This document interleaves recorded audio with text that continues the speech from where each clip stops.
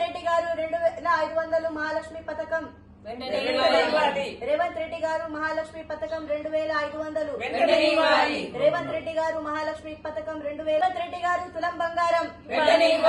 రేవంత్ రెడ్డి గారు తులం బంగారం. రేవంత్ రెడ్డి గారు తులం బంగారం. డిగ్రీ చేసిన ఆడపిల్లలకు రేవంత్ రెడ్డి గారు స్కూటీలు. డిగ్రీ పూర్తి చేసిన ఆడపిల్లలకు స్కూటీలు. రేవంత్ రెడ్డి గారు మీరు ఎన్నికల్లో హామీ ఇచ్చిండ్రు. 2.5 సంవత్సరాలు ఇప్పటిదాకా కళ్యాణ లక్ష్మి 1,00,000 పాటు 1 తులం బంగారం ఇస్తామన్నారు.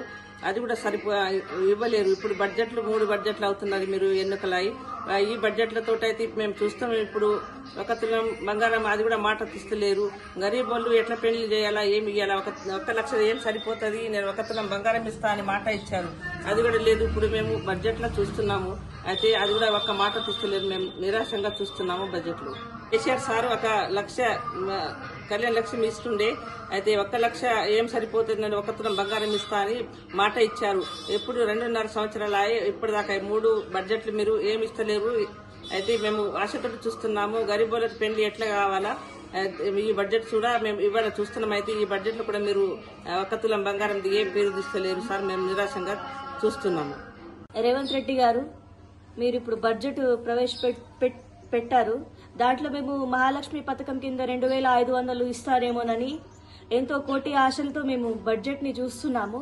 ఇప్పటికైనా మీరు ఆ బడ్జెట్ లో 2,500 మహాలక్ష్మిని విడుదల చేస్తారేమోనని కోటి గలలతో మేము ఆశగా వీక్షిస్తున్నాము.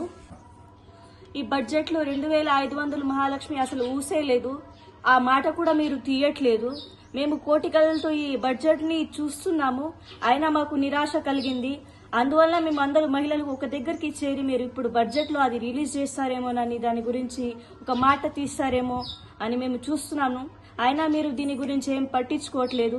మాకు చాలా నిరాశగా ఉంది.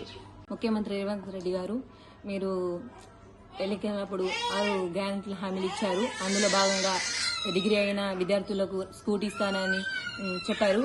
అయినా ఇప్పటికీ ఇది 3వ బడ్జెట్.